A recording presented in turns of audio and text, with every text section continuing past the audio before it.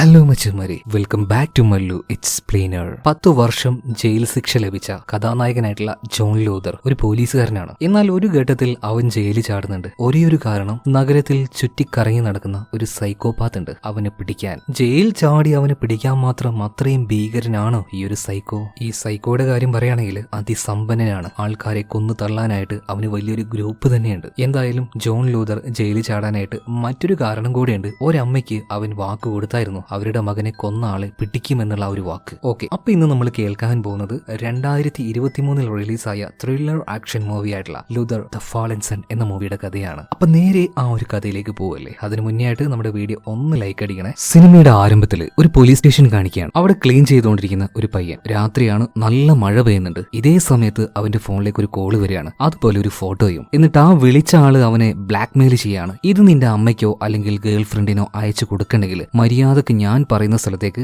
വന്നോ. ഇവനാകെ പേടിച്ചു പോയി. ആദ്യമൊക്കെ ഒരു പരുങ്ങല് കാണിച്ചപ്പോ വീണ്ടും പറയാണ്, നിന്റെ കോണ്ടാക്ട് ലിസ്റ്റിലുള്ള എല്ലാവർക്കും ഇത് അഴിച്ചു കൊടുക്കും, മര്യാദക്ക് വന്നു എന്ന് പറയാണ്. ആകെ പേടിച്ചു പോയി ഈ പയ്യൻ. തോമസ് എന്നാണ് പേര്. തോമസ് വേഗം തന്നെ ആ രാത്രിയിൽ തന്നെ മഴ പെയ്യുന്ന സമയത്ത് വണ്ടി എടുത്തുകൊണ്ട് പറഞ്ഞ ലൊക്കേഷനിലേക്ക് പോവാണ്. എന്നാൽ പോകുന്ന വഴിയിൽ ഒരു കാർ ആക്സിഡന്റ് ആയി കിടക്കുന്നത് കാണുകയാണ്. എന്തായാലും അത് വിട്ടു പോകാനായിട്ട് അവന് മനസ്സ് വന്നില്ല. പോലീസുകാർക്ക് വിളിച്ച് പറഞ്ഞു കൊടുക്കുന്നുണ്ട്, ഇതുപോലെ ഇവിടെ ആക്സിഡന്റ് ആയിട്ടുണ്ടെന്ന്. ഇതേ സമയത്ത് തന്നെ ദയവ് ചെയ്തിട്ട് ഒന്ന് കയറി ചെക്ക് ചെയ്ത് നോക്ക്, ആർക്കെങ്കിലും ജീവനുണ്ടോ എന്ന്. പെട്ടെന്ന് തന്നെ ആംബുലൻസിന് അയക്കാനാണ്. എന്തായാലും അവർ പറഞ്ഞതുപോലെ തന്നെ പുറത്തേക്ക് ഇറങ്ങിയിട്ട് അതിൽ ആരെങ്കിലും ജീവനോടുണ്ടേ നോക്കുമ്പോൾ പുറത്തേക്ക് ഒരാൾ തെറിച്ച് വീണ് കിടക്കണം. മിക്കവാറും മരിച്ചിട്ടുണ്ടാവും. അതുപോലെ ഡ്രൈവിംഗ് സീറ്റിൽ മാരകമായ പരിക്കോട് കൂടിയിട്ട് ഒരാളുണ്ട്. ഈ കാര്യങ്ങളൊക്കെ ഫോണിൽ ലൈവ് ആയിട്ട് തന്നെ പോലീസുകാരോട് ഇവൻ പറഞ്ഞുകൊണ്ടിരിക്കുകയാണ്. ഇതേ സമയത്ത് പുറത്ത് വീണ് കിടക്കുന്ന ആള് മരിച്ചു എന്ന് കരുതിയില്ലേ, അയാൾ ചാടി എഴുന്നേൽക്കാണ്. ഒരു ഷോക്കിംഗ് മെഷീൻ വെച്ചിട്ട് തോമസിനെ ഇപ്പൊ ഷോക്ക് അടിപ്പിക്കുകയാണ്. പിന്നീട് അവിടെ എന്താ സംഭവിച്ചതെന്ന് അറിയില്ല. പിറ്റേ ദിവസം രാവിലെയായി ഇതേ സംഭവ സ്ഥലത്തേക്ക് പോലീസുകാരും ഒരുപാട് ആൾക്കാർ വന്ന് കൂടിയിട്ടുണ്ട്. കാരണം എന്താ, ഇന്നലെ ഓഫീസിൽ നിന്നും പുറത്തേക്ക് പോയ തോമസ് എന്ന് പറഞ്ഞ ആ ഒരു പയ്യൻ, അവൻ ഇതുവരെയായിട്ട് മാർഗം കാണാനും പറ്റിയിട്ടില്ല. അവൻ പറഞ്ഞ സ്ഥലത്ത് ആക്സിഡന്റ് ആയി എന്ന് പറയുന്നില്ലേ, അവിടെ വണ്ടിയിൽ ഒരു ഡെഡ് ബോഡിയും കിടക്കുന്നുണ്ട്. എന്നാൽ അതിന്റെ പ്രത്യേകത എന്താണെന്ന് വെച്ചിട്ടുണ്ടെങ്കിൽ 7 വർഷം മുന്നേ കാണാതായ ബാങ്കിൽ ജോലി ചെയ്യുന്ന ഒരാളുടെ ബോഡി ആയിരുന്നു അത്. അന്ന് എല്ലാവരും കരുതിയത് ഒരുപാട് നാൾ, ഒരു വർഷമൊക്കെ കാത്തിരുന്നപ്പോൾ അയാൾ മരിച്ചിട്ടുണ്ടാവും എന്നാണ്. എന്നാൽ അയാളുടെ ബോഡിയാണ് ഇപ്പൊ ഡ്രൈവിംഗ് സീറ്റിൽ കാണുന്നത്. മാത്രമല്ല ഇയാളുടെ ബോഡി ഒരുപാട് നാളായിട്ട് ഐസിൽ വെച്ചതുപോലെ ഒരു വല്ലാത്ത രീതിയിൽ ആ ബോഡിയുടെ സ്ട്രക്ചറും കാര്യങ്ങളൊക്കെ മാറിയിട്ടുണ്ട്. എന്താണ് ഇവിടെ സംഭവിക്കുന്നത്? ഇത് യാദൃശ്ചികമായിട്ട് നടന്ന ഒരു ആക്സിഡന്റ് ആണോ, അല്ലെങ്കിൽ ആരെങ്കിലും ഒരാൾ കരുതി കൂട്ടി ചെയ്യുന്നതാണോ? തോമസ് അവൻ എവിടെ പോയി? എന്തായാലും കേസന്വേഷണത്തിന്റെ ചുമതലയുള്ളത് നമ്മുടെ കഥാനായകനായിട്ടുള്ള ജോൺ ലൂതറിനാണ്. ഇപ്പൊ ഈ ഒരു സംഭവ സ്ഥലത്തേക്ക് കാണാതായ ഒരു തോമസ് ഉണ്ടല്ലോ, ക്ലീനിങ് പോയി, അവന്റെ അമ്മയായിട്ടുള്ള ഹാറ്റി വരുന്നുണ്ട്. കുറച്ച് വൃത്തിയായിട്ടുള്ള ഒരു സ്ത്രീയാണ്. അവരാ കിടന്ന് കരയാണ്, മകനെയാണല്ലോ കാണാതായത്. ഇപ്പൊ അങ്ങോട്ടേക്ക്, അതായത് ഈ സ്ത്രീയുടെ അരികിലേക്ക് വന്ന ജോൺ ലൂതർ ഒരു കാര്യം പറയാണ്, നിങ്ങൾ പേടിക്കുന്ന വേണ്ട, എന്തായാലും മകനെ ഞാൻ കണ്ടുപിടിച്ചു തരും, ആ കാര്യത്തിൽ ഞാൻ ഉറപ്പ് തരികയാണ്. ഇതേ സമയത്ത് ആൾക്കൂട്ടത്തിൽ ഒരാളെ കാണിക്കുന്നുണ്ട്, ഡേവിഡ് റോബി. ഒരു വല്ലാത്ത ചിരിയുമായിട്ട് അവൻ അവിടെ നിന്ന് പോവാണ്. ആരും ഒരാൾ വിളിക്കുന്നുണ്ട്. കേസ് അന്വേഷിക്കുന്നത് ജോൺ ലൂതറാണ്. അവനുമായി ബന്ധപ്പെട്ട നെഗറ്റീവായിട്ടുള്ളതും പോസിറ്റീവായിട്ടുള്ളതും എല്ലാ വിവരവും എനിക്ക് വേണമെന്ന് പറയാം. ഇതിനുശേഷം അവിടെ ഉണ്ടായിരുന്ന ഒരു മ്യൂസിയത്തിലേക്ക് ഡേവിഡ് റോബി ചെല്ലുകയാണ്. വളരെ വ്യത്യസ്തമായ രീതിയിലുള്ള, മനസ്സിന് ബുദ്ധിമുട്ട് തോന്നുന്ന രീതിയിലുള്ള ജീസസിനെ ക്രൂസിഫൈ ചെയ്ത് ഒരു ശില്പം അവിടെ ഉണ്ടായിരുന്നു. അതിലേക്ക് നോക്കിയിട്ട് വല്ലാത്ത രീതിയിൽ ഇവൻ ചിരിക്കുകയാണ്. അതും തന്നെ മനസ്സിലാക്കിക്കൂടെ, ക്രൂരനായ ഒരു സൈക്കോപാത്താണ് ഈ ഡേവിഡ് റോബി എന്ന്. എന്തായാലും അടുത്ത ദിവസം തന്നെ ചാനലുകളിൽ മുഴുവനായിട്ടും വരുന്ന വാർത്ത അതെന്താന്ന് വെച്ചാൽ, ഇപ്പൊ കാണാതായ തോമസ് എന്ന് പറഞ്ഞ ഒരു പയ്യനുണ്ടല്ലോ, അവന്റെ കേസ് അന്വേഷിക്കുന്ന ജോൺ ലൂതർ, അവനെ കുറിച്ചുള്ള വേണ്ടാത്ത ഒരുപാട് കാര്യങ്ങൾ, അവൻ നിയമം ഉപയോഗിച്ചുകൊണ്ട് ചില കാര്യങ്ങളിലൊക്കെ വിട്ടുവീഴ്ച നടത്തിയിട്ട് ചില പരിപാടികളൊക്കെ ചെയ്തിട്ടുണ്ടായിരുന്നു. അത് കണ്ടുപിടിച്ച ഈ ഡേവിഡ് റോബിയുടെ ആൾക്കാർ പബ്ലിക്കായിട്ട് അത് ചാനലിന് മുഴുവനായിട്ടും കൊടുത്തു. അതുകൊണ്ട് തന്നെ പബ്ലിക്കലി ഇത് വലിയ പ്രശ്നം ഉണ്ടാവുകയാണ്. 10 വർഷത്തേക്ക് ഇപ്പൊ ജോൺ ലൂതറിനെ ശിക്ഷിക്കുകയാണ്. ഈ കാര്യങ്ങളൊക്കെ ലൈവായിട്ട് തന്നെ ഡേവിഡ് റോബിയും അവന്റെ ആൾക്കാരും കാണുകയാണ്. നമുക്കിനി അടുത്ത പണി തുടങ്ങാന്ന് പറയാണ്. എന്തായാലും ഇപ്പൊ ഡേവിഡ് റോബിയുടെ ആ റൂമിൽ തന്നെ ഒരു പിക്ചർ ഉണ്ട്, അത് നമ്മൾ കാണിക്കുകയാണ്. ആ പിക്ചർ നോക്കിയേ, പഴയ കാലത്ത് ഒരു മനുഷ്യനെ ഏതോ ഒരു ഭാഗത്ത് കെട്ടി തൂക്കി വെച്ചിരിക്കുകയാണ്. എന്നിട്ട് അടിയിലുള്ള ആൾക്കാർ കുന്തമായിട്ട് അയാളെ കുത്തി ഉപദ്രവിച്ചുകൊണ്ടിരിക്കുകയാണ്. ഇയാളുമായിട്ട് റിലേറ്റഡ് ആയിട്ടുള്ള എല്ലാ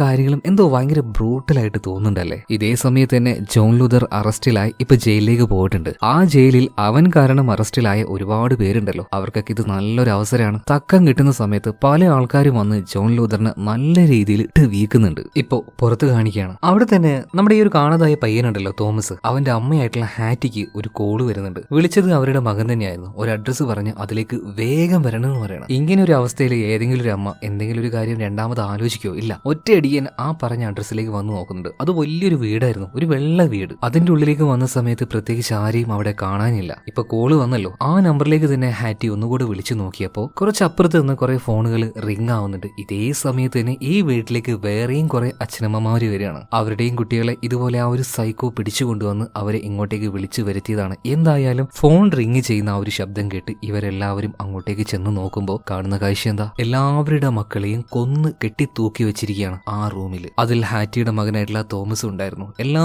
മാതാപിതാക്കളും വന്ന് അവരുടെ ആ ഒരു കുഞ്ഞുങ്ങളെ പിടിച്ചുകൊണ്ട് നിലവിളിച്ച് കരയാണ്. ഈ കരച്ചില്, ആ പെയിൻ ആയിരുന്നു ആ ഒരു സൈക്കോയ്ക്ക് കാണേണ്ടത്. കുറച്ചപ്പുറത്തിരുന്നുകൊണ്ട് മറിഞ്ഞിരിക്കുന്ന ഒരു ഗ്ലാസിന്റെ പിറകിൽ ഇരുന്നുകൊണ്ട് തന്നെ ഈ സൈക്കോ ഇത് കാണുന്നുണ്ട്. ഒരു വല്ലാത്ത ഫേസ്, ഒരു മാസ്ക് എല്ലാം ഇട്ടിട്ടാണ് അവൻ ഇത് നോക്കുന്നത്. ഒരു ഡിജിറ്റൽ മാസ്ക് ആണ്. അതിലിടക്ക് ഒരു മനുഷ്യന്റെ മുഖം, അതായത് ഇപ്പൊ മരിച്ചുപോയ തോമസ്, അവന്റെ മുഖം വരും. ഇടക്കാണെങ്കിൽ ഒരുമാതിരി ഒരു വൃത്തിയായിട്ട ഫേസ് ഒക്കെ വരും. അതായത് ആൾക്കാരുടെ ആ ഒരു വേദന, പെയിൻ, ഇതെല്ലാം കണ്ട് ആസ്വദിക്കുകയാണ് ഈ ഒരു സൈക്കോ. അതേ നിമിഷം തന്നെ നിലത്ത് കുറെ ഫോൺ ഉണ്ടായെന്ന് പറഞ്ഞില്ലേ, അതിൽ ചെറിയൊരു എക്സ്പ്ലോഷൻ നടക്കുകയാണ്. മാത്രമല്ല അവിടെ തീ അങ്ങോട്ട് ആളി പടരുകയാണ്. അധികം വൈകാതെ ആ ഒരു വീട് മുഴുവനായിട്ട് നിന്ന് കത്താൻ തുടങ്ങുകയാണ്. കുറച്ചുപേരൊക്കെ അതിന്റെ പുറത്തേക്ക് ഓടി രക്ഷപ്പെട്ടു. കാര്യം ഇപ്പൊ പോലീസുകാരും ബാക്കിയുള്ള ഉദ്യോഗസ്ഥരും എല്ലാവരും അറിഞ്ഞ് ഈ ഒരു സംഭവ സ്ഥലത്തേക്ക് വന്ന് നോക്കുകയാണ്. വീടിന്റെ കാര്യം ഏകദേശം പോക്കാണ്, കത്തി തീരാനായിട്ടുണ്ട്. അതുപോലെ ഇന്നലെ തൂക്കിയിട്ട പല ഡെഡ് ബോഡികളും കത്തി കരിഞ്ഞിട്ടുണ്ട്. ചില ഡെഡ് ബോഡികളാണെങ്കിൽ ഇപ്പോൾ നിലവിൽ അവിടെ തൂങ്ങി അങ്ങനെ കിടക്കുന്നുണ്ട്. എന്തായാലും ഇപ്പൊ ഈ ഒരു കേസ് ഇത് അന്വേഷിക്കാൻ വേണ്ടി പോകുന്നത് ഒരു ലേഡിയാണ്, റൈനി. 7 വർഷങ്ങൾക്ക് മുന്നേ കാണാതായ തോമസ്, അതായത് ആ ഒരു ക്ലീനിങ് ബോയ്. ആ സംഭവം നടന്ന് 7 വർഷത്തിന് ശേഷമാണ് കേട്ടോ ഈ ഒരു കാര്യം നടക്കുന്നത്.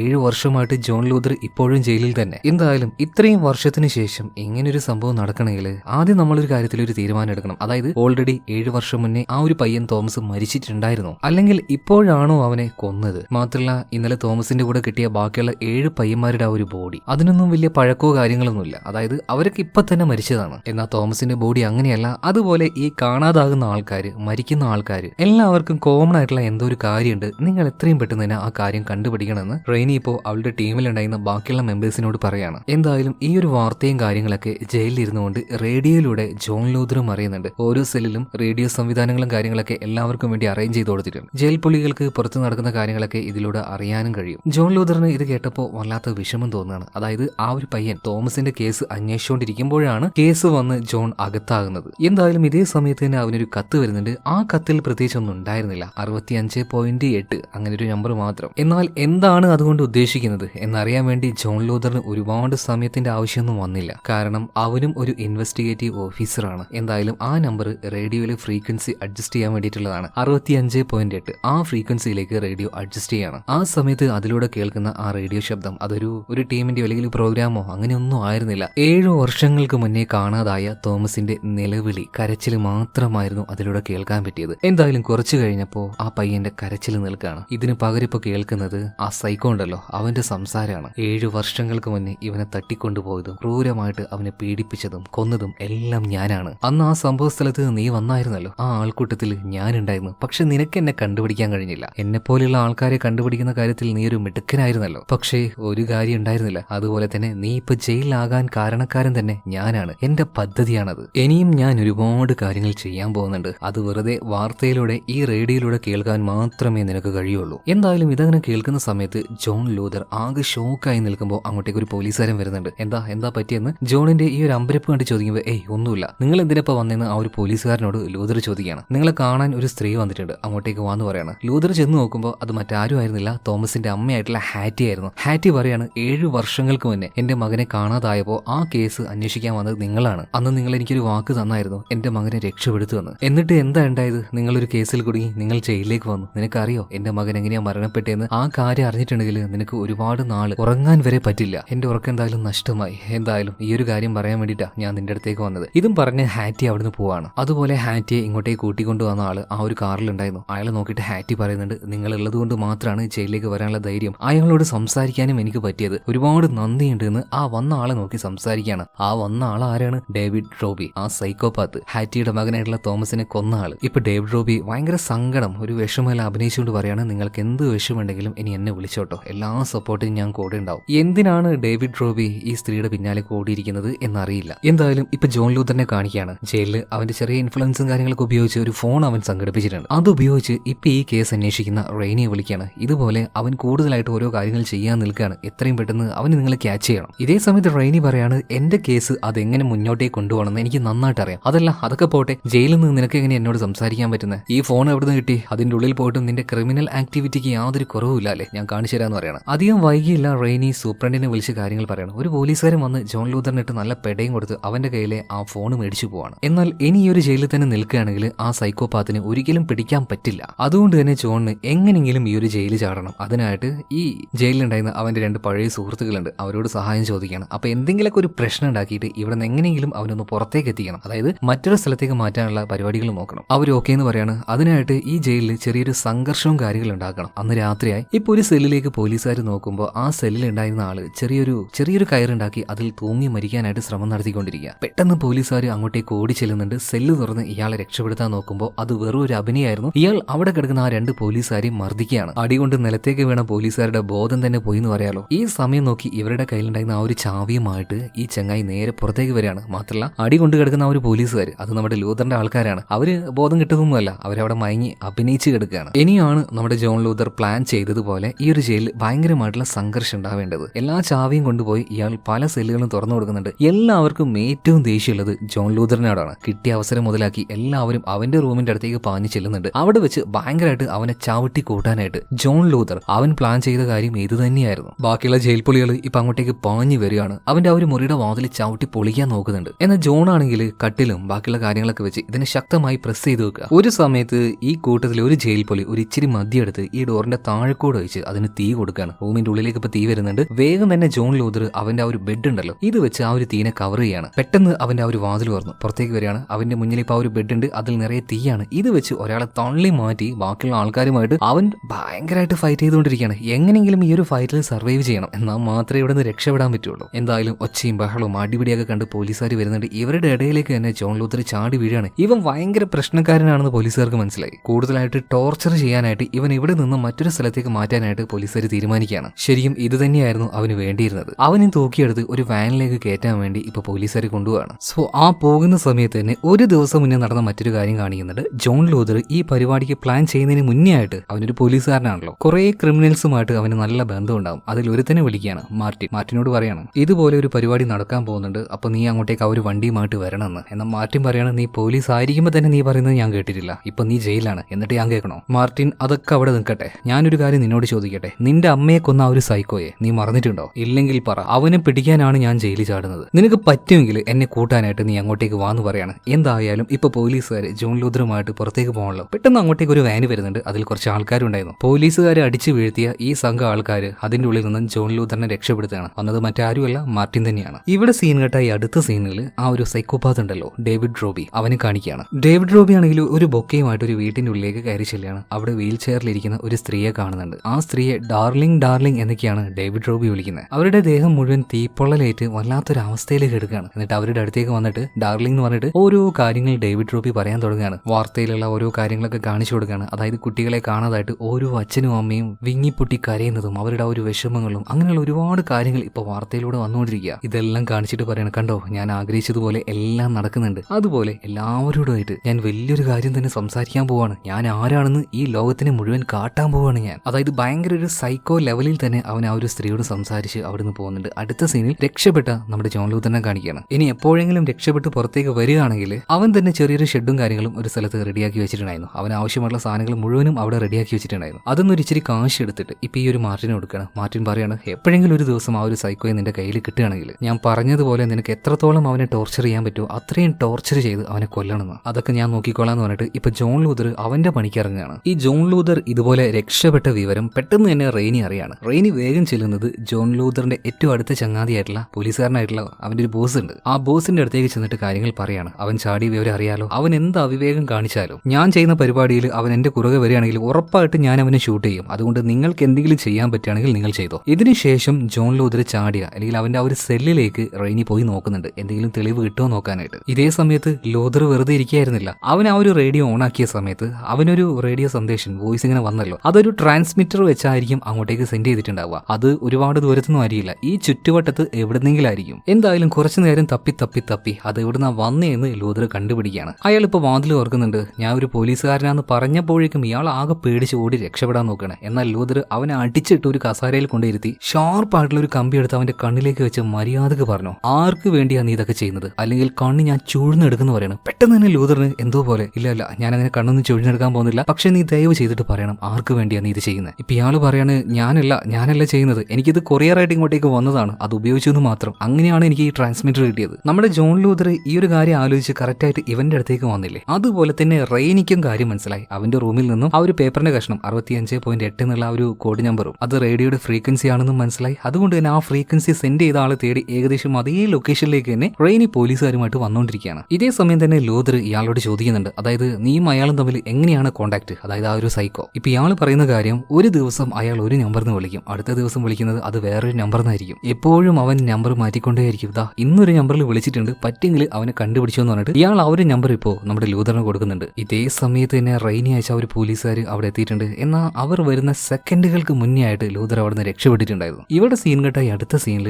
ഡേവിഡ് റോബിയെ കാണിക്കുകയാണ്. ഇവൻ ഏതോ വലിയൊരു ഫ്ലാറ്റിന്റെ ഉള്ളിൽ ഇരുന്നുകൊണ്ട് നമ്മുടെ അടുത്ത പ്രോഗ്രാം അത് ഇതിനേക്കാൾ ഗംഭീരമായിരിക്കണം എന്ന് പറഞ്ഞിട്ട് മറ്റെന്തോ ഒന്ന് ഇയാൾ പ്ലാൻ ചെയ്യുന്നുണ്ട്. അതുപോലെ അടുത്ത പരിപാടിക്കായിട്ടുള്ള പിള്ളേരൊക്കെ റെഡി അല്ലേന്ന് ചോദിക്കുമ്പോൾ അടുത്ത സീനിൽ കാണിക്കുന്നത് ഒരു കണ്ടെയ്നർ, അതിൽ നിറച്ച് പെൺകുട്ടികളാണ്. അതുപോലെ ഈ ഡേവിഡ് റോബി ഇയാൾ നിൽക്കുന്ന ആ ഒരു ഫ്ലാറ്റ് ഉണ്ടല്ലോ, ഇതിന്റെ നേരെ ഓപ്പോസിറ്റ് ആയിട്ട് ജോലിയെല്ലാം തേടി ഈ നഗരത്തിലേക്ക് വരുന്ന ഒരുപാട് യുവാക്കൾ അവർ താമസിക്കുന്ന മറ്റൊരു ഫ്ലാറ്റ് ആയിരുന്നു. ഇവരെ ഈ ഫ്ലാറ്റിൽ ഇരുന്നുകൊണ്ട് ഡേവിഡ് റോബി നന്നായിട്ട് നിരീക്ഷിക്കുന്നുണ്ട്. എന്തായാലും കുറച്ച് ദിവസം കഴിയുമ്പോൾ ആ വരുന്ന പിള്ളേരൊക്കെ ഡേവിഡ് റോബിയുടെ ഇരകളാകാൻ പോകുന്ന ആൾക്കാരാണ്. അതുപോലെ ഡേവിഡ് റോബിക്ക് ഒരു വലിയ സംഘം തന്നെയുണ്ട്, ഒരു വലിയ IT ടീം. ഇവന്മാരുടെ പരിപാടി എന്താന്ന് വെച്ചിട്ടുണ്ടെങ്കിൽ ഈ യുവാക്കൾ ഓവറായിട്ട് സോഷ്യൽ മീഡിയ ഉപയോഗിക്കുന്ന ആൾക്കാർ ഇവരുടെ അക്കൗണ്ടും കാര്യങ്ങളെ ഹാക്ക് ചെയ്ത് അവരുടെ മൊബൈൽ അല്ലെങ്കിൽ ലാപ്ടോപ്പ് അതിൽ ആ ഒരു ക്യാമറയൊക്കെ അവരറിയാതെ ഓണാക്കി ഇവരുടെ പലതരം സീക്രട്ടുകൾ ഇവർ സേവ് ചെയ്ത് വെക്കും. എന്നിട്ട് അത് ഉപയോഗിച്ചുകൊണ്ടാണ് ഇവരെ ബ്ലാക്ക്മെയിൽ ചെയ്യുന്നത്. എന്നിട്ട് ബ്ലാക്ക്മെയിൽ ചെയ്തിട്ടോ ഇവർക്ക് ഇഷ്ടമുള്ള രീതിയിൽ ആ ആളെ കൊണ്ട് ഓരോ കാര്യങ്ങൾ ചെയ്യിപ്പിക്കും. ആ കാര്യം തന്നെയാണ് കഥയുടെ ആരംഭത്തിൽ നമ്മുടെ ക്ലീനിങ് ബോയ് ആയിട്ടുള്ള തോമസിനും പറ്റിയത്. എന്തോ ഒരു കാര്യം വെച്ച് അവനെ ബ്ലാക്ക്മെയിൽ ചെയ്തിട്ടുണ്ട്. ഇതേ സമയം തന്നെ നമ്മുടെ ലൂതറിന് ഈ സൈക്കോയുടെ ആ ഒരു നമ്പർ കിട്ടിയല്ലോ, ആ നമ്പറുമായിട്ട് അവൻ ഏതോ ഒരു റെയിൽവേ സ്റ്റേഷനിലേക്ക് പോയിട്ടുണ്ട്. മാത്രമല്ല അവന്റെ ബോസ് ഉണ്ടല്ലോ, ബോസിനെ വിളിച്ച് ഇതുപോലൊരു നമ്പർ കിട്ടിയിട്ടുണ്ട്, ഈ ഒരു ദിവസം മാത്രമേ ആ ഒരു സൈക്കോ ഈ നമ്പർ ഉപയോഗിക്കുള്ളൂ, നിങ്ങൾക്ക് പറ്റുവാണെങ്കിൽ ആ ഒരു നമ്പർ ട്രേസ് ചെയ്ത് അവനെ പിടിക്കാൻ നോക്കുക. ഞാനും അങ്ങോട്ടേക്ക് പോവാണ്, എനിക്ക് മുന്നേ ആയിട്ട് നിങ്ങൾ അത് ചെയ്യുകയാണെങ്കിൽ ഏറ്റവും നല്ല കാര്യം. എന്തായാലും ഈ ഒരു വിവരം ജോൺ ലൂതറിന്റെ ബോസ് വേഗം തന്നെ ചെന്നിട്ട് റെയിനിയോട് പറയാണ്. ഒരു ഇച്ചിരി ഈഗോ ഉണ്ടായതുകൊണ്ട് തന്നെ അവര് ഇതിന് വലിയ താല്പര്യമൊന്നും കാണിക്കുന്നില്ല. അവൻ എന്തെങ്കിലും പറഞ്ഞാൽ അതിന്റെ പുറകാലെ നമ്മൾ ചാടി പോണെന്നാണോ നിങ്ങൾ പറയുന്നത്? ഇതേ സമയത്ത് തന്നെ ബോസ് ഒരു കാര്യം പറയുന്നുണ്ട്, മേഡം നമുക്ക് നിലവിൽ യാതൊരു ക്ലൂവും ആ ഒരു സൈക്കോപാത്തിനെ കുറിച്ച് ഇല്ല, ആകെ കിട്ടിയത് ഈ ഒരു നമ്പർ മാത്രമാണ്. ഇപ്പൊ ഈഗോ വെച്ചിട്ട് കാര്യമില്ല, മേഡത്തിന് പറ്റുകയാണെങ്കിൽ ആ സ്ഥലത്തേക്ക് പോ, അവിടേക്ക് എന്തായാലും ലൂതർ വരും, അവിടെ വെച്ച് അവനെയും നിങ്ങൾ പിടിച്ചോന്ന് പറയണേ. എന്തായാലും ഇപ്പൊ ഇതിന് റെയിനി തയ്യാറാവുകയാണ്. ഒരു സംഘത്തെ അങ്ങോട്ടേക്ക് അയക്കുന്നുണ്ട്, ആ നമ്പർ ട്രേസ് ചെയ്യുന്നുണ്ട്. നഗരത്തിൽ തന്നെ ഒരുപാട് ആൾക്കാർ ഇരിക്കുന്ന ഒരു ലൊക്കേഷനാണ് കാണിക്കുന്നത്. അപ്പൊ അവിടെ വെച്ച് കറക്റ്റ് ആയിട്ട് ഏതാണ് ആ ഒരു സൈക്കോ എന്നിവർക്ക് കണ്ടുപിടിക്കണം. അത് കുറച്ച് ടാസ്ക് ആയിട്ടുള്ള കാര്യമാണ്. ഇപ്പൊ ആ ഒരു ബിൽഡിങ്ങിന്റെ പല ഭാഗത്തായിട്ട് പല പോലീസുകാരെയും റെയിനി നിർത്തിയിട്ടുണ്ട്. അതേ സ്ഥലത്ത് തന്നെ ജോൺ ലൂതർ ഉണ്ട് കേട്ടോ. അവന്റെ കയ്യിൽ നിലവിൽ ആ സൈക്കോപാത്തിന്റെ നമ്പർ ഉണ്ടല്ലോ. അപ്പൊ സംശയം തോന്നുന്ന ആൾക്കാരുടെ അടുത്തേക്ക് എത്തുമ്പോൾ പതുക്കെ വിളിച്ചു നോക്കും. റിങ് ചെയ്യുമ്പോൾ അവർ ഫോൺ എടുക്കുമല്ലോ. അങ്ങനെ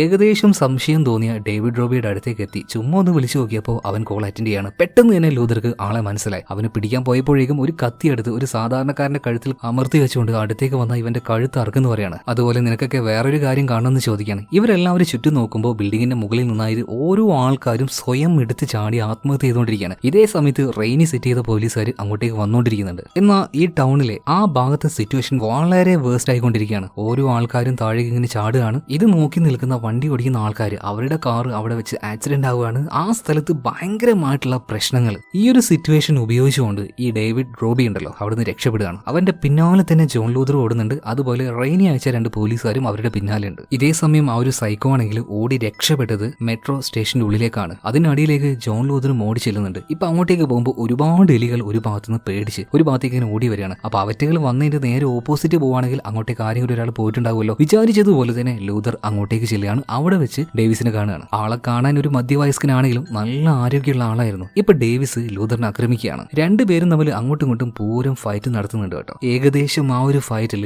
ലൂതർ ഇപ്പൊ ഡേവിഡ് റോബിയെ തോൽപ്പിക്കാനായപ്പോഴേക്കും 2 പോലീസുകാർ ഇവരുടെ പിന്നാലെ വന്നല്ലോ, അവരങ്ങോട്ടേക്ക് എത്തുകയാണ്. 2 പേരെയും ഈ ഒരു പോലീസുകാർ ഗൺ പോയിന്റിൽ നിർത്തുകയാണ്. അനങ്ങി പോരുതെന്ന് പറയുന്നുണ്ട്. എന്നാൽ സൈക്കോ ഡേവിഡ് റോബി കയ്യിലുണ്ടായിരുന്ന കത്തി ഉപയോഗിച്ച് പോലീസുകാരന്റെ കാലിന് ആക്രമിക്കുകയാണ്. ഞരമ്പ് തന്നെ മുറിച്ചു കളഞ്ഞു. ഇയാൾ അവിടെ വീണുപോയി. നമ്മുടെ ജോണിന് വേണമെങ്കിൽ സൈക്കോ ഓടിയപ്പോൾ അവന്റെ പിന്നാലെ പോവാം, പക്ഷെ അത് ചെയ്തില്ല. ഇപ്പൊ വെട്ടേറ്റ് കിടക്കുന്ന ആ ഒരു പോലീസുകാരന്റെ അരികിൽ തന്നെ നിന്ന് അവന്റെ ആ ഒരു ബ്ലീഡിങ് സ്റ്റോപ്പ് ചെയ്യാനുള്ള പരിപാടികൾ നോക്കുകയാണ്. സോ ഇതൊക്കെ കണ്ടപ്പോൾ പോലീസുകാർക്ക് മനസ്സിലായി ഇയാൾ ആത്മാർത്ഥമായിട്ട് ആ ഒരു സൈക്കോയെ പിടിക്കാൻ നോക്കുകയാണ്. ഇപ്പൊ വീണ് കിടക്കുന്ന ആ ഒരു പോലീസുകാരൻ തന്നെ പറയണം, നിങ്ങൾ അയാളുടെ അടുത്തേക്ക് ചെല്ല്, അയാളെ പിടിക്കാൻ നോക്കുന്ന പറഞ്ഞിട്ട് ആർദറിനെ അങ്ങോട്ടേക്ക് പറഞ്ഞയക്കാണ്. എന്നാൽ അപ്പോഴേക്കും ഡേവിഡ് റോബി രക്ഷപ്പെട്ട് കഴിഞ്ഞിട്ടുണ്ടായിരുന്നു. ഇങ്ങനെ രക്ഷപ്പെട്ട് ഓടുന്ന സമയത്ത് ഈ സൈക്കോപാത്ത് അതായത് ഡേവിഡ് റോബി പോലീസിൽ തന്നെ ഒരാളെ വിളിക്കുകയാണ്. എന്നിട്ട് അയാളോട് പറയുന്നുണ്ട്, നിങ്ങളുടെ പല വിവരങ്ങളും എന്റെ കയ്യിലുണ്ട്, നിങ്ങളുടെ അമ്മ, നിങ്ങളുടെ ഗേൾ ഫ്രണ്ട്, അവർ ഈ ഒരു കാര്യം അറിയാതിരിക്കണമെങ്കിൽ കാണാതിരിക്കണമെങ്കിൽ ഞാൻ പറഞ്ഞ ആ ഒരു ജോലി മര്യാദക്ക് ചെയ്തു എന്ന് പോലീസുകാരുടെ ഇടയിൽ തന്നെ ഒരാളെ വിളിച്ച് ബ്ലാക്ക്മെയിൽ ചെയ്യാണ്. അതായത് അയാളുടെ സീക്രട്ട് ആയിട്ടുള്ള എന്തെങ്കിലും ഒരു കാര്യം ഡേവിഡ് റോബിയുടെ കയ്യിൽ എത്തിയിട്ടുണ്ടാവും. അതുപോലെ ഏറ്റവും കൊടൂരമായിട്ടുള്ള ഒരു കാര്യം ഇനിയാണ് നമ്മൾ കാണാൻ പോകുന്നത്. അതായത് ഡേവിഡ് റോബി ചെയ്യുന്ന ഈ കാര്യങ്ങൾ ചെയ്യുന്ന ഓരോ കൊലപാതകങ്ങൾ അതിന്റെ ആ ഒരു വീഡിയോ ഒക്കെ ലൈവായിട്ട് എടുത്തുകൊണ്ട് ഇതിന്റെ ഒരു ട്രെയിലർ പോലെ ഉണ്ടാക്കിയിട്ട് ഇവർക്കായിട്ട് ഒരു ഡാർക്ക് വെബ് ഉണ്ട്, അതിലേക്ക് ഈ വീഡിയോ റിലീസ് ആവുകയാണ്. ഇത് കാണാനായിട്ട് ഒരുപാട് വേറെയും സൈക്കോകൾ ഉണ്ടായിരുന്നു. അതായത് വീട്ടിന്റെ ഉള്ളിൽ തന്നെ ഇരിക്കുന്ന കുറെ അധികം സൈക്കോകൾ. ഇവർക്ക് ഇതൊക്കെ കാണുന്നത് ഭയങ്കര ഇഷ്ടമാണ്. അപ്പൊ ഇവരോട് വോട്ടിങ്ങിലൂടെ ചോദിക്കുകയാണ്, ഇനി നമ്മൾ വലിയൊരു പ്രോഗ്രാം ചെയ്യാൻ വേണ്ടി പോവാണ്. ആ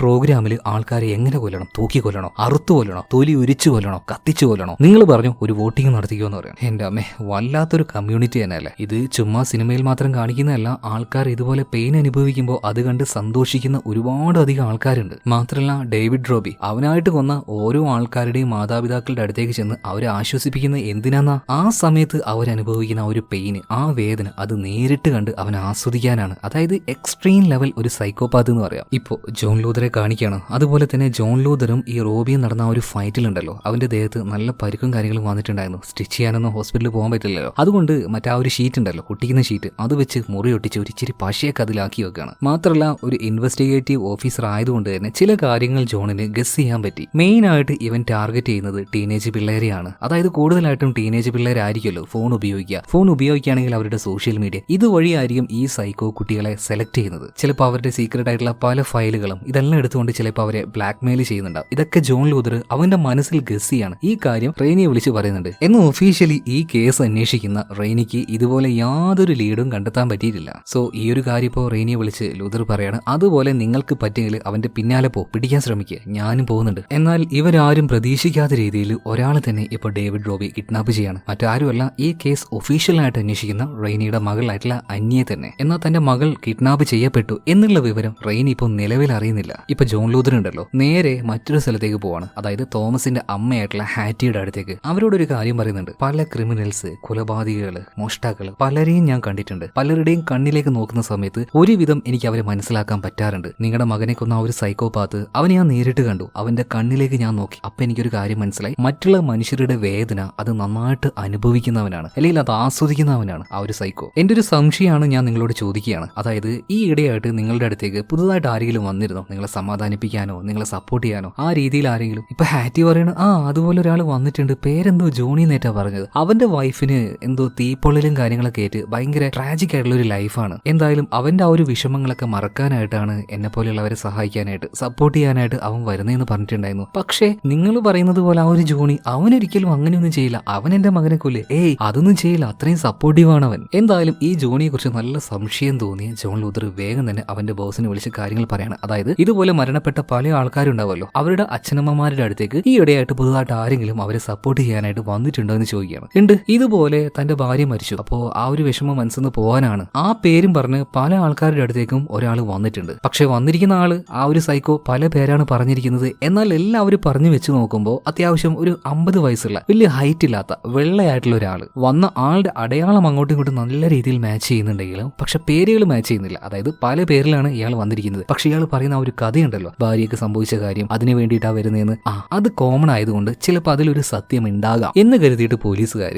ഇതുപോലെ തീപ്പൊള്ളലേറ്റ പല കേസുകളും പരിശോധിക്കാൻ തുടങ്ങുകയാണ്. മെയിനായിട്ട് നമ്മുടെ റെയ്നി ഒരുപാട് അവള് കഷ്ടപ്പെടുന്നുണ്ട്. പ്രായം ഏകദേശം ഒരു 50 വയസ്സ്. അങ്ങനെയുള്ള ഒരാളുടെ ഭാര്യയ്ക്ക് തീപ്പൊള്ളലേറ്റോ അങ്ങനെയുള്ള കേസ്, ആ ഡീറ്റെയിൽസും കാര്യങ്ങളും നന്നായിട്ട് അവൾ പരിശോധിക്കുന്ന സമയത്ത് ഒരു കേസ് കറക്റ്റായിട്ട് മാച്ച് ആവുന്നുണ്ട്. ഏകദേശം ആൾ ആരാണെന്ന് ഇപ്പൊ റെയ്നി കണ്ടുപിടിച്ചു, ഡേവിഡ് റോബി. എന്നാൽ അതേ സമയത്ത് തന്നെ അവൾക്കൊരു കോള് വരുന്നുണ്ട്. വിളിച്ചത് മറ്റാരുമല്ല, ഈ ഡേവിഡ് റോബി തന്നെയാണ്. റോബി പറയുന്നൊരു കാര്യം, നിന്റെ മകളെ ജീവനോട് വേണമെങ്കിൽ മര്യാദക്ക് ഞാൻ പറയുന്ന കാര്യങ്ങൾ ചെയ്തോ. എന്നെ കുറിച്ചുള്ള പല വിവരവും നിനക്ക് കിട്ടിയെന്ന് എനിക്ക് നന്നായിട്ട് അറിയാം. അതുകൊണ്ട് ആ വിവരം മറ്റാരും അറിയാൻ പാടില്ല. പെട്ടെന്ന് തന്നെ എല്ലാം ഇറേസ് ചെയ്തേക്കെന്ന് പറയാണ്. റെയ്നിക്ക് ഇവിടെ വെച്ച് എന്താ ചെയ്യേണ്ടതെന്ന് അറിയുന്നില്ല. ആ സൈക്കോ പറഞ്ഞതുപോലെ തന്നെ അവൾ കണ്ടുപിടിച്ച കാര്യം മുഴുവനായിട്ട് ഇറേസ് ചെയ്യാണ്. അവളുടെ ബോസിനോട് അവൾ ചെന്ന് കാര്യങ്ങൾ പറയുന്നുണ്ട്. സാറേ, ഞാൻ പല ഡീറ്റെയിൽസ് നോക്കി, അങ്ങനെ യാതൊരു മാച്ചും കാര്യങ്ങളും ഉണ്ടായിട്ടില്ല. ഇങ്ങനെ ചെയ്യാല്ലാതെ റെയ്നിക്ക് മറ്റൊരു നിർവാഹവും ഇല്ലായിരുന്നു. അതുപോലെ പെട്ടെന്ന് തന്നെ സ്റ്റേഷന്റെ പുറത്തേക്ക് ഇറങ്ങിയിട്ട് അവള് ലൂതറിനെ വിളിക്കുകയാണ്. എനിക്ക് നിന്നൊന്ന് കാണണമെന്ന് പറയുന്നുണ്ട്. അങ്ങനെ ഒരു ബാറിൽ വെച്ച് ലൂതറിനെ റെയ്നി കാണുകയാണ്. രണ്ടുപേരും കൂടെ പുറത്തേക്ക് പോകുന്നുണ്ട്. എന്നാൽ ആളില്ലാത്ത ഭാഗം നോക്കിയിട്ട് റെയ്നി അവനെ ഗൺ പോയിന്റിൽ പിടിക്കുകയാണ്. അതായത് ആ സൈക്കോ ഡേവിസ് റോബി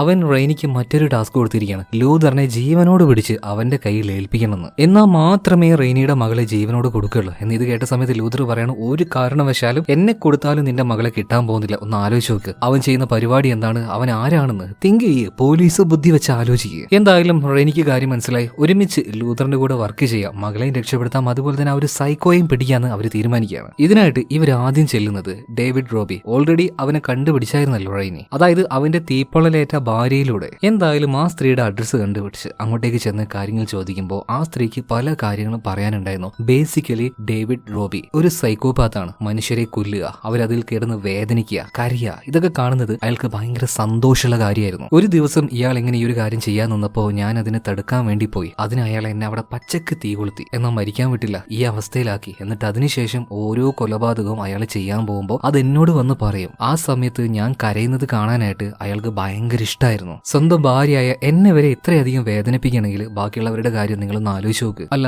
അവൻ എവിടെ വെച്ചാണ് ഈ പരിപാടിയൊക്കെ ചെയ്യുക? നിങ്ങൾക്ക് എന്തെങ്കിലും ഒരു സൂചന ഉണ്ടോ എന്ന് ലൂതർ ചോദിച്ചപ്പോൾ ഇപ്പൊ ആ ഒരു സ്ത്രീ പറയാണ്, കുറച്ച് വർഷങ്ങൾക്ക് മുന്നേ കുറച്ച് അകലെയായിട്ട് ഒരു മഞ്ഞു പ്രദേശത്തിൽ ഇയാൾ ഒരു ഗോഡൌൺ മേടിച്ചിട്ടുണ്ടായിരുന്നു. നിലവിൽ അവിടെ പ്രത്യേകിച്ചൊന്നും ചെയ്യുന്നില്ല. അവിടെ വെച്ചാണ് ഇയാൾ അയാളുടെ എല്ലാ പരിപാടികളും ചെയ്തു കൂട്ടുന്നത്. പറ്റുവാണെങ്കിൽ നിങ്ങളൊന്ന് അങ്ങോട്ടേക്ക് പോയി നോക്കുന്നു പറയണം. ഇതേ സമയത്ത് ലൂതർ ഈ സ്ത്രീക്ക് വാക്ക് കൊടുക്കുന്നുണ്ട്. എന്തായാലും നിങ്ങൾ ഈ പറഞ്ഞ മൊഴിയുടെ പേരിൽ നിങ്ങൾക്ക് എന്തായാലും ഒന്നും പറ്റാൻ പോകുന്നില്ല. എന്തായാലും ഡേവിഡ് റോബി അവനെ തേടി ആ ഗോഡൌണിലേക്ക് ഇപ്പൊ ലൂതറും അതുപോലെ തന്നെ റെയിനിയും ചെല്ലുകയാണ്. മാത്രമല്ല, ഈ ഡേവിഡ് റോബി ഒരു ട്രെയിലർ റിലീസ് ചെയ്തായിരുന്നല്ലോ, ഇത്രയും ആൾക്കാരെ കൊല്ലും അല്ലെങ്കിൽ അവരെ ടോർച്ചർ ചെയ്യും, ആ ഒരു വീഡിയോ ഒക്കെ പബ്ലിഷ് ചെയ്യാൻ പോകാന്ന് പറഞ്ഞിട്ട് ഒരുപാട് പേർക്ക് ആ ഒരു ട്രെയിലർ ഇഷ്ടമായി. ഡാർക്ക് വെബിൽ പല ആൾക്കാരും ആ ഒരു വീഡിയോ കാണാനായിട്ട് റെഡി ആയിട്ടിരിക്കുകയാണ്. ഈ ഒരു സമയത്ത് തന്നെ ഡേവിഡ് റോബി പോലീസുകാരിൽ ഒരാളെ വിളിക്കുന്നുണ്ട്. അതായത് ഇവരുടെ വിവരങ്ങളൊക്കെ അപ്പോ ഈ ഡേവിഡ് റോബി അറിയുന്നുണ്ടല്ലോ. കാരണം പോലീസുകാരുടെ കൂട്ടത്തിൽ ഒരു ചാരനുണ്ട്. ആ ചാരനെയും ബ്ലാക്ക്മെയിൽ ചെയ്തിട്ടാണ് ഡേവിഡ് റോബി പിടിച്ചു വെച്ചിരിക്കുന്നത്. സോ അയാൾ വിളിക്കുന്നുണ്ട്. മര്യാദക്ക് ഒരു കാര്യം കൂടെ ചെയ്യാനായിട്ട് ഡേവിഡ് റോബി പറയാണ്. അതായത് അവന്റെ അടുത്തേക്ക് പോലീസുകാർ എത്താനായിട്ടുണ്ട്. എന്നാൽ ഇനി ഒരിക്കലും അവന്റെ ഭാര്യ വായ തുറക്കാൻ പാടില്ല. അവൾ എങ്ങനെയെങ്കിലും പോയി കൊല്ലാൻ വേണ്ടി പറയാണ്. എന്ന് ഈ പോലീസുകാർ പറയാണ്, നീ പറഞ്ഞത് വെച്ച് ഒരുപാട് കാര്യങ്ങൾ ഞാൻ ചെയ്തു കൂട്ടി, ഇതെന്നെ കൊണ്ട് പറ്റില്ല എന്ന് പറയാണ്. എന്ന് ഈ സൈക്കോപാത്ത് ഉണ്ടല്ലോ, ഇവന്റെ ആ ഒരു ബ്ലാക്ക് മെയിലിന്റെ മുന്നിൽ ഈ പോലീസുകാരന് അത് ചെയ്യേണ്ടി വരികയാണ്. വിഷം നിറച്ച ഒരു സൂചിയുമായിട്ട് നേരെ ഇയാളുടെ ഭാര്യയുടെ അടുത്തേക്ക് തന്നെ ചെല്ലുന്നുണ്ട്. എന്നാൽ ഇങ്ങനെ ഒരു മർഡർ അറ്റംപ്റ്റ് അവിടെ നടക്കുന്ന നേരത്തെ നമ്മുടെ ലൂതറിന് അറിയായിരുന്നു. അതുകൊണ്ട് തന്നെ അവന്റെ ബോസിനെയും വേറെ കുറച്ച് പോലീസുകാരെയും അവിടെ നേരത്തെ നിർത്തിയായിരുന്നു. ഇവരുടെ മുന്നിലേക്കാണ് വിഷത്തിന്റെ ഒരു സൂചിയുമായിട്ട് ഈ പോലീസുകാരൻ വന്ന് പെടുന്നത്. ഇപ്പൊ ആ ഒരു ബോസ് പറയാണ്, ഞങ്ങൾക്ക് അറിയായിരുന്നു ഞങ്ങളുടെ ഇടയിൽ തന്നെ ഒരു ചാരൻ ഉണ്ടായിരിക്കുന്നു, പക്ഷേ അത് നീ ആയിരിക്കുമെന്ന് ഞങ്ങൾ ആരും വിചാരിച്ചില്ല. എന്നാൽ പെട്ടു എന്ന് മനസ്സിലാക്കിയ അതേ നിമിഷം തന്നെ ഈ പോലീസുകാരൻ വേറൊരു കടുങ്കൈ കാണിക്കുകയാണ്. ഇയാൾ ആ ഒരു മരുന്ന് സ്വന്തം കഴുത്തിലേക്ക് കുത്തിക്കയറ്റി ഇയാൾ ആത്മഹത്യ ചെയ്ത് കളയാണ്. ഇതേ സമയം തന്നെ ജോൺ ലൂതർ അതുപോലെ തന്നെ റെയിനി രണ്ടുപേരും കൂടെ ആ മഞ്ഞ പ്രദേശത്തിലേക്ക് പോയിട്ടുണ്ട്. എന്നാൽ പൂർണ്ണമായിട്ടും അങ്ങോട്ടേക്ക് വാഹനം പോകുന്ന അവസ്ഥയിലായിരുന്നില്ല. അതുകൊണ്ട് തന്നെ വണ്ടിയിൽ നിന്ന് ഇറങ്ങിയിട്ട് ഇവർ മുന്നോട്ടേക്ക് പയ്യെ നടന്നു പോവാണ്. അത്ര വേഗത്തിൽ പോകാൻ കഴിയുന്നില്ല, നല്ല തണുപ്പുണ്ട്. അങ്ങനെ ഒരു തടാകത്തിന് അരികിലേക്ക് ഇവർ എത്തിയിട്ടുണ്ട്. ആ സമയത്ത് യാദൃശ്ചികമായിട്ട് ചില ഭാഗത്തെ മഞ്ഞുപാളികൾ ഗ്ലാസ് പോലെ നിൽക്കുകയാണ്. അപ്പൊ അതിനടിയിലെ കാര്യങ്ങൾ കാണാൻ പറ്റും. അപ്പോ നമ്മുടെ ലൂതറിന് എന്തൊരു സംശയം തോന്നി. അവൻ വ്യക്തമായിട്ട് അതിലേക്കൊന്ന് നോക്കിയ സമയത്ത് തണുത്തുറഞ്ഞ ഒരു മനുഷ്യന്റെ ബോഡി ആ ഐസ് പാളിക്കടിയിലായിട്ട് കിടക്കുന്നുണ്ടായിരുന്നു. അതുപോലെ ഒന്നല്ല, 100 കണക്കിന് ബോഡികൾ പലതവണയായിട്ട് വർഷങ്ങൾക്ക് മുന്നേ കാണാതാവുന്ന ആൾക്കാരുടെ ബോഡി പിന്നീട് 7-8 വർഷങ്ങൾക്ക് ശേഷം പബ്ലിക്കലി പോലീസുകാർക്ക് വേണ്ടിയിട്ട് ഈ സൈക്കോപാത്ത് ഇട്ട് കൊടുക്കുമ്പോൾ അതൊരുമാതിരി ഫ്രീസറിൽ വെച്ച പോലെ ആയിരിക്കുമല്ലോ. അതിന് കാരണം ഇതാണ്. അതായത് ഒരുപാട് പേരെ കൊല്ലും, ടോർച്ചർ ചെയ്ത് കൊല്ലും, എന്നിട്ട് ഈ വെള്ളത്തിനുള്ളിലേക്ക് അങ്ങ് ഇട്ട് വെക്കും. ആ ഒരു ബോഡി നശിക്കേയില്ല എത്ര വർഷം കഴിഞ്ഞാലും. ആവശ്യമുള്ള സമയത്ത് അതിന്റെ ഉള്ളിൽ നിന്നും ഓരോ ബോഡി എടുക്കും, എന്നിട്ട് പബ്ലിക്കലി കൊണ്ടുപോയി വെക്കും. എന്തായാലും ഇതും താണ്ടിക്കൊണ്ട് ഇവർ മുന്നോട്ടേക്ക് പോകുമ്പോൾ അവിടെ ഈ പറഞ്ഞതുപോലെ തന്നെ വലിയൊരു ബംഗ്ലാവ് ഉണ്ട്. അതിന്റെ ഉള്ളിലേക്ക് ഇവർ കയറി ചെന്ന് നോക്കുകയാണ്. കയറിയ വാർഡ് തന്നെ കാണുന്നത് എന്താ, ഒരുപാടധികം ഡെഡ് ബോഡികൾ തല കീഴായിട്ട് കെട്ടിത്തൂക്കി വെച്ചിരിക്കുക. കണ്ട വാർഡ് തന്നെ രണ്ടുപേരുടെ കൈയും കാലും വിറക്കാൻ തുടങ്ങി. എന്നാൽ അതിൽ ഭൂരിഭാഗവും വെറും ബൊമ്മകൾ മാത്രമായിരുന്നു. ആ കൂട്ടത്തിൽ ഒരു പെൺകുട്ടിയുടെ ജഡം മാത്രം, അത് ഒറിജിനൽ ആയിരുന്നു. അങ്ങോട്ടേക്ക് ചെന്ന് റെയിനി കണ്ട് ആകെ ഞെട്ടിപ്പോവാണ്. അത് അവരുടെ മകളാണ്. പിന്നെ അതിലേക്ക് നോക്കാൻ കഴിയുന്നില്ല, നിലത്തിരുന്ന് കരയാണ്. ലൂതർ അങ്ങോട്ടേക്ക് വരികയാണ് അവരെ സമാധാനിപ്പിക്കാനായിട്ട്. എന്നാൽ ലൂതറിനെ വരെ ഇവർ തള്ളി മാറ്റുക. പിന്നീട് ഈ സ്ത്രീയാണെങ്കിൽ കരഞ്ഞുകൊണ്ട് മകളുടെ ആ ഒരു കൈ പിടിച്ച് നോക്കുമ്പോൾ കൈക്ക് കുറച്ച് വ്യത്യാസമുള്ളത് പോലെ അതിലൊരു ടാറ്റു എല്ലാം കാണുന്നുണ്ട്. തന്റെ മകൾ, അതായത് അന്യയുടെ കയ്യിൽ ഇതുപോലെ ടാറ്റു ഇല്ല. ഇതെന്റെ മകളല്ല, അവളിപ്പോ ജീവനോട് ഉണ്ടെന്ന് പറഞ്ഞിട്ട് റെയിനി ഇപ്പൊ ഭയങ്കര ഹാപ്പി ആവാണ്. എന്നാൽ അതേ നിമിഷം തന്നെ പെട്ടെന്ന് ഒരാൾ വന്നിട്ട് അവൾ ആക്രമിക്കുന്നുണ്ട്. അതുപോലെ ഇവിടുന്ന് കുറച്ച് അപ്പുറത്തേക്ക് മാറി നിന്ന ലൂതർ അവൻ ചെറിയൊരു കണ്ണാടിയിലേക്ക് നോക്കുമ്പോൾ എന്തൊരു നിഴല് പിറകിലൂടെ വരുന്നത് കാണുന്നുണ്ട്. തിരിഞ്ഞ് നോക്കുന്നതിന് മുന്നേ അടി കിട്ടി ബോധം പോവാണ്. ബോധം വന്ന് നോക്കുമ്പോൾ ഒരു ചെയറിൽ ഇരുത്തിയിട്ടുണ്ട്. ആ ചെയറാണെങ്കിൽ ഒരു ചങ്ങലയിൽ കെട്ടി അതങ്ങനെ തൂക്കിയിട്ടിരിക്കുകയാണ്. മാത്രമല്ല അതൊരു ഹാളാണ്. ആ ഹാള് ഒരുപാട് ക്യാമറകൾ പല ഭാഗത്തായിട്ട് ഫിക്സ് ചെയ്തിട്ടുണ്ട്. അതിന്റെ ഒരു ഭാഗത്ത് നിന്നുകൊണ്ട് ഡേവിഡ് റോബി അയാളുടെ സബ്സ്ക്രൈബേഴ്സിനോട് ഡാർക്ക് വെബിൽ ഈ വീഡിയോ കാണാനായിട്ട് വന്ന ആൾക്കാരോട് പറയാണ്, നിങ്ങൾ പ്രതീക്ഷിച്ചതുപോലെ തന്നെ ഈ മനുഷ്യനെ കൊടൂരമായിട്ട് കൊല്ലാൻ പോവാണ്. എന്തായാലും നിങ്ങൾ അത് കണ്ട് ആസ്വദിച്ചോ. ഇത് വെറും ഒരു തുടക്കമാണ്. നിങ്ങൾക്ക് വേണ്ടി ഒരുപാട് കലാപരിപാടികൾ ഇനിയും വരാനിരിക്കുന്നുണ്ട്. ഒരുപാട് പിള്ളേരെ ഞാൻ ഇവിടെ പിടിച്ചു വെച്ചിട്ടുണ്ട്. എന്തായാലും ഒരു തുടക്കം എന്ന രീതിയിൽ ഈ പോലീസുകാരനുണ്ട്, ഈ പോലീസുകാരിയുണ്ട്, രണ്ടും നിങ്ങൾ കണ്ട് ആസ്വദിച്ചോ എന്ന് പറയണം. ഇതേ സമയത്ത് റെയിനിയുടെ കയ്യിൽ ഒരു കത്തി കൊടുത്തിട്ട് ലൂതറിനെ അത് വെച്ച് കുത്താൻ വേണ്ടി പറയാണ്. എന്നാൽ റെയിനിക്ക് അത് ചെയ്യാനായിട്ട് തോന്നുന്നില്ല. എന്നാൽ തൊട്ടപ്പുറത്ത് തന്നെ ഒരു ഗ്ലാസിന്റെ ഒരു ചേംബറിൽ ഇപ്പൊ റെയിനിയുടെ മകളായിട്ടുള്ള അന്യെ പിടിച്ചു വെച്ച് അവളുടെ കഴുത്ത് പിടിച്ച് ഞെരിക്കുകയാണ്. ഇപ്പൊ ലൂതർ പറയാണ്, നീ ഒന്നും നോക്കണ്ട, എന്നെ കുത്തിക്കോ. അങ്ങനെ മനസ്സില്ലാ മനസ്സോടെ റെയിനി ഇപ്പോൾ ലൂതറിന്റെ വയറ്റിലേക്ക് കത്തി കുത്തി കയറ്റുകയാണ്. ഇതെല്ലാം ഭയങ്കര ആകാംക്ഷയോട് കൂടിയിട്ട് ഒരുപാട് ആൾക്കാർ ലൈവായിട്ട് കാണുന്നുണ്ട്. അതുപോലെ തന്നെ അടുത്തത് ഒരു ചുറ്റിക എടുത്ത് ലൂതറിന്റെ കയ്യിൽ കൊടുത്ത് അത് വെച്ച് ഈ റെയിനിയുടെ കാല് അടിച്ച് ചതക്കാൻ വേണ്ടി പറയാണ്. എന്നാൽ അവനത് ചെയ്യാൻ തോന്നുന്നില്ല. അതുപോലെ തന്നെ ലൂതർ ഒരു കാര്യം വിചാരിക്കുകയാണ്, ഇവൻ പറയുന്നത് പോലെ എല്ലാ കാര്യം ഇങ്ങനെ ചെയ്ത് പോവുകയാണെങ്കിൽ അവസാനം ചാവലേ ഉണ്ടാവുള്ളൂ, എന്തെങ്കിലും ഒരു ബുദ്ധി കാണിക്കണം. അവിടെ വെച്ച് ലൂതർ എഴുന്നേറ്റങ്ങ് നിൽക്കുകയാണ്. എന്നിട്ട് ചുറ്റുമുള്ള ആ ഒരു ക്യാമറയിൽ നോക്കിയിട്ട് പറയാണ്, പല ആൾക്കാരും ഇത് ലൈവായിട്ട് കാണുന്നുണ്ടെന്ന് അറിയാം. പോലീസുകാർ ഇങ്ങോട്ടേക്ക് വരുന്നുണ്ട്. ഓരോ ആൾക്കാരുടെയും IP ഞങ്ങൾ ട്രേസ് ചെയ്യും, കാണുന്ന ഓരോ ആൾക്കാരെയും ഞങ്ങൾ പൊക്കും. ഇത് പറഞ്ഞപ്പോൾ തന്നെ പകുതി ആൾക്കാർ ഡിസ്കണക്ട് ചെയ്ത് പോവാണ് എന്ന് ഇപ്പോഴും ചില ആൾക്കാരൊക്കെ കാണുന്നുണ്ട്. ഇപ്പൊ ഈ ഒരു സൈക്കോ, അതായത് ഡേവിഡ് റോബി പറയണേ, നിങ്ങൾ ആരും പേടിക്കേണ്ട ആവശ്യമൊന്നുമില്ല, ഒരിക്കലും ഇങ്ങോട്ടേക്ക് ആരും എത്താനും പോകുന്നില്ല, ഇവിടുന്ന് യാതൊരു തെളിവും അവർക്ക് കിട്ടാൻ പോകുന്നില്ല, എല്ലാം ഞാൻ പൂർണ്ണമായിട്ടും നശിപ്പിക്കും, നിങ്ങൾ കാണുമെങ്കിൽ കണ്ടോ, കാരണം ഇത് അത്രയും സേഫ് ആണ്. ഈ സമയത്ത് ലൂതർ പറയാണ്, നിങ്ങൾ ധൈര്യമായിട്ട് കണ്ടോ, പോലീസുകാർ ഇങ്ങോട്ടേക്ക് വരുന്നുണ്ട്, ഇവനെ തന്നെ ഇവിടുന്ന് വെച്ച് പൊക്കാൻ പോവാണ്. പിന്നെ നിങ്ങളുടെ കാര്യം പറയണോ, നിന്റെ ഭാര്യയുടെ മൊഴിയെടുത്തു, അതുപോലെ തന്നെ ലൊക്കേഷനും ഞങ്ങൾ ട്രേസ് ചെയ്ത് കളഞ്ഞു, അധികം വൈകാതെ ഇങ്ങോട്ടേക്ക് എത്തും, ബാക്കിയുള്ള എല്ലാത്തിനെയും പൊക്കുന്ന പറയാണ്. ഈ സമയത്ത് ലൈവായിട്ട് കണ്ടുകൊണ്ടിരിക്കുന്ന ബാക്കിയുള്ള ആൾക്കാരും ഇത് സ്കിപ്പ് ചെയ്തങ്ങ് പോവാണ്. എന്തായാലും സ്വയം കൊലപാതകം ചെയ്യുക, ഇത് ബാക്കിയുള്ളവരെ കാണിച്ചു കൊടുക്കുക, ഇത് അവന്റെ ഒരു വല്ലാത്തൊരു എന്റർടൈൻമെന്റ് ആണ്. ആ പരിപാടി എന്തായാലും ഇനി ഇവിടെ വെച്ച് നടക്കില്ല. ചെറിയൊരു ദേഷ്യവും കാര്യങ്ങളും വരുന്നുണ്ട്. പെട്ടെന്ന് തന്നെ ഈ ലൂതറിനെ കൊന്നു കളയാൻ വേണ്ടി ഡേവിഡ് പറയാണ്, കൊല്ലാനായിട്ട് ഒരാൾ വരുന്നുണ്ട്. എന്നാൽ ആ സമയത്ത് ലൂതറിന്റെ കയ്യിൽ ഒരു ചുറ്റികയുണ്ടല്ലോ, ആ ചുറ്റിക വെച്ച് അയാൾ ആക്രമിക്കുകയാണ്. സംഗതി അതായത് ഇവിടുത്തെ ഒരു സിറ്റുവേഷൻ കുറച്ച് വഷളായെന്ന് മനസ്സിലായതുകൊണ്ട് തന്നെ ഡേവിഡ് പതിയെ പുറത്തേക്ക് ഇറങ്ങാണ്. ഈ വാതിൽ ഇവിടുന്ന് ലോക്ക് ചെയ്യുന്നുണ്ട്. അവൻ ഇവിടുന്ന് എസ്കേപ്പ് അടിക്കുകയാണ്. പോകുന്നതിന് മുന്നേ ആയിട്ട് ആ റൂം, ആ ചേംബർ മുഴുവനായിട്ടും കത്തുന്ന രീതിയിൽ എന്തോ ഒരു ട്രാപ്പും അവിടെ സെറ്റ് ചെയ്തിട്ടുണ്ടായിരുന്നു. എന്തായാലും ഒരിക്കലും ഇതിന്റെ ഉള്ളിൽ നിന്ന് റെയിനിയുടെ മകളായിട്ടുള്ള അന്യ, ലൂതർ ഇവര് രക്ഷപ്പെട്ടു പോവാതിരിക്കാനായിട്ട് ഡേവിഡിന്റെ ഒരാൾ ഇതിന്റെ ഉള്ളിൽ തന്നെ ഉണ്ട്. എന്നാൽ അവൻ മരിക്കുന്നില്ല. അവന് രക്ഷപ്പെടാനായിട്ടുള്ള എന്തോ ഒരു വാട്ടർ സിസ്റ്റം അവിടെ റെഡിയാക്കി വെച്ചിട്ടുണ്ട്. ബാക്കിയുള്ളവരാണെങ്കിൽ ഇപ്പൊ വരുന്ന ആ ഒരു തീയിൽ വെന്ത് മരിക്കുകയും ചെയ്യും. എന്തായാലും ആ ഒരു റൂമിൽ പെട്ടുപോയില്ല കേട്ടോ ലൂതർ. അവൻ ആ ഒരു ഡേവിഡ് റോബിയുടെ പിന്നാലെ തന്നെ പോയായിരുന്നു. എന്നാൽ പോകുന്ന വഴിയിൽ ഇതുപോലെ കൊല്ലാനായിട്ട് കൊണ്ടുവച്ച ഒരുപാട് കുട്ടികൾ അവൻ കാണുന്നുണ്ട്. ഏകദേശം മുഴുവനും ടീനേജ് ആയിട്ടുള്ള പിള്ളേരാണ്. ഇപ്പൊ ഈ ഒരു പിള്ളേരെ രക്ഷപ്പെടുത്താൻ നിന്നാൽ ഡേവിഡ് റോബി രക്ഷപ്പെട്ടു പോയില്ലേ. അതുകൊണ്ട് തന്നെ അവന് പിടിക്കാനായിട്ട് അവന്റെ പിറകാലെ ലൂതർ ചെല്ലുന്നുണ്ട്. എന്നാൽ അതേ സമയത്ത് തന്നെ ഡേവിഡ് റോബി ആണെങ്കിൽ അവന്റെ ആ ഒരു ചീപ്പുമായിട്ട് പോകാൻ നിൽക്കുക. അതിനുള്ളിലേക്ക് ഇപ്പൊ നമ്മുടെ ലൂതർ ചാടിക്കയറി. ഈ സൈക്കോ, അതായത് ഡേവിഡ് റോബിയുടെ കയ്യിലാണ് ആ റൂമിലെ തീയും കാര്യങ്ങളൊക്കെ കൺട്രോൾ ചെയ്യുന്ന ആ റിമോട്ട് ഉള്ളത്. അതായത് ഫോണിൽ വെച്ച് തന്നെയാണ് ഇത് ചെയ്യുന്നത്. അപ്പൊ എങ്ങനെയെങ്കിലും അവന്റെ കയ്യിൽ നിന്നും അവർ ഫോൺ മേടിക്കണം. വണ്ടി ഓടിച്ചുകൊണ്ടിരിക്കുമ്പോൾ രണ്ടുപേരും അങ്ങോട്ടും ഇങ്ങോട്ടും ഫൈറ്റ് ചെയ്യണം. ഇതേ സമയത്ത് തന്നെ ആ ഒരു റൂമിൽ പെട്ടെടുക്കാണല്ലോ റെയിനി, അതുപോലെ തന്നെ മകളായിട്ടുള്ള അന്യ. ഓൾറെഡി അവിടെ തീ വന്നിട്ടുണ്ട്. റെയിനി ആണെങ്കിൽ തന്ത്രപൂർവ്വം ഇവരെ കൊല്ലാനായിട്ട് ഒരാളെ ഇവിടെ ഏൽപ്പിച്ചിട്ടില്ലേ, അവൻ ആ ഒരു തീയിലേക്ക് തള്ളിയിട്ട് ഇയാൾക്ക് രക്ഷപ്പെടാനായിട്ട് ഒരു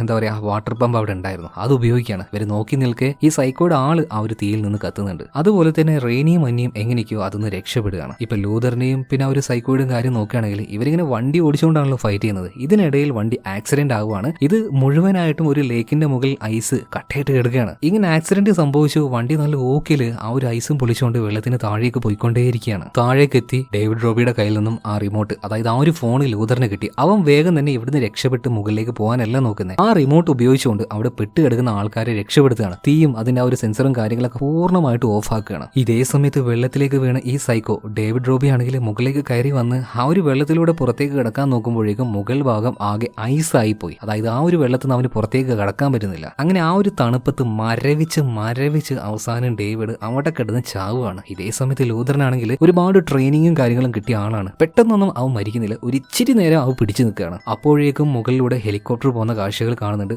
മാത്രമല്ല ഈ ലേക്കിൽ പല ഭാഗത്തായിട്ട് ഡെഡ് ബോഡികൾ അതങ്ങനെ നിരന്ന് കിടക്കുകയാണ്. എത്ര എണ്ണത്തിനെയാണ് ഡേവിഡ് റോബി കൊന്നിരിക്കുന്നത്. എന്തായാലും അധികം വൈകാതെ ഐസ് പൊളിച്ച് വെള്ളത്തിന്റെ ഉള്ളിൽ നിന്നും ലൂതറെ രക്ഷപ്പെടുത്തുകയാണ്. എന്നിരുന്നാലും ഇവനെ വെറുതെ വിടാൻ പറ്റില്ല. കാരണം ജയിലിൽ നിന്ന് ചാടിയ ഒരു ജയിൽ പുള്ളിയാണ്. ഇപ്പൊ അങ്ങോട്ടേക്ക് റെയിനി വന്നിട്ട് നന്ദി പറയുന്നുണ്ട്, മകളെ രക്ഷപ്പെടുത്താൻ സഹായിച്ചല്ലോ. അതുപോലെ നിയമത്തിന്റെ വഴിക്ക് നടന്നേ മതിയാവുള്ളൂ. അതായത് ലൂതർ ജയിലിലേക്ക് പോയേ മതിയാവുള്ളൂ. അങ്ങനെ ജയിലിലേക്ക് കൊണ്ടുപോകുന്ന വഴിക്ക് അവൻ ഒരുപാട് ക്ഷീണിച്ചിട്ടുണ്ട്. ഒരുപാട് പരിക്കുകൾ ദേഹത്തുണ്ട്. അതിന്റെ ട്രീറ്റ്മെന്റും കാര്യങ്ങളൊക്കെ കൊടുക്കുകയാണ്. പിന്നീട് ഈ ഒരു കാര്യം ഭയങ്കരമായിട്ട് ന്യൂസിലൊക്കെ സ്പ്രെഡ് ആവുന്നുണ്ട്. അതായത് ജയിലിൽ നിന്ന് ചാടിയ ഒരു ജയിൽ പുള്ളി അതികൊടൂരനായിട്ടുള്ള ഒരു സൈക്കോപാത്തിനെ പിടിച്ചു, അവനെ കൊന്നു കളഞ്ഞു. ഈ സൈക്കോ കൊന്ന ആൾക്കാരുടെ എണ്ണം എടുക്കുകയാണെങ്കിൽ അത് എണ്ണി തിട്ടപ്പെടുത്താൻ പറ്റില്ല, അത്രയും ആൾക്കാരുണ്ട്. എന്നാൽ ആ സൈക്കോയെ പിടിക്കാൻ സഹായിച്ച ലൂതറിന്റെ കണ്ടീഷൻ ഇപ്പൊ കുറച്ച് മോശമാണെന്ന് വാർത്തയിലൂടെ തോമസിന്റെ അമ്മയായിട്ടുള്ള ഹാറ്റിയും കേൾക്കുന്നുണ്ട്. അവർക്ക് എന്തായാലും സന്തോഷവും തോന്നുന്നുണ്ട്, ദുഃഖവും തോന്നുന്നുണ്ട്. ഈ ഹാറ്റിക്ക് ജോൺ ലൂതർ കൊടുത്ത ആ ഒരു വാക്ക് അതെന്തായാലും അവൻ പാലിച്ചല്ലോ. കുറച്ച് സമയം കഴിഞ്ഞ് ബോധമില്ലാത്ത ജോൺ കണ്ണുറന്ന് നോക്കുമ്പോൾ അവൻ ജയിലിലായിരുന്നില്ല, പകരം മറ്റൊരു ഐസൊലേഷൻ ഏരിയയിലായിരുന്നു. അവിടുന്ന് അവന് പെട്ടെന്നൊന്നും പുറത്തേക്ക് പോകാൻ പറ്റില്ല. അവിടെ വെച്ച് അത്യാവശ്യം മെഡിക്കൽ ട്രീറ്റ്മെന്റും കാര്യങ്ങളൊക്കെ അവന് കൊടുത്തുകൊണ്ടിരിക്കുകയാണ്. അവിടേക്ക് അവന്റെ ബോസ് വരികയാണ്. അവനോട് വേഗം റെഡിയാകാൻ പറഞ്ഞിട്ട് വെൽ ഡ്രസ്ഡ് ആയിട്ട് നിൽക്കാൻ പറയാണ്. കാരണം അവനെ കാണാനായിട്ട് ഒരാൾ ഇങ്ങോട്ടേക്ക് വരുന്നുണ്ട്. അധികം വൈകാതെ ആ ആൾ ഇങ്ങോട്ടേക്ക് വരികയാണ്. ഒരുപാട് കറുത്ത കാറുകളുടെ അകമ്പടിയോട് കൂടിയിട്ട്. ആരായിരിക്കും? അമേരിക്ക അമേരിക്കൻ പ്രസിഡന്റ് തന്നെ. എന്തായാലും പ്രസിഡന്റിനെ കാണാനായിട്ട് ലൂതർ പുറത്തേക്ക് വരികയാണ്. എന്നാൽ പ്രസിഡന്റിനെ ഇവിടെ കാണിക്കുന്നില്ല.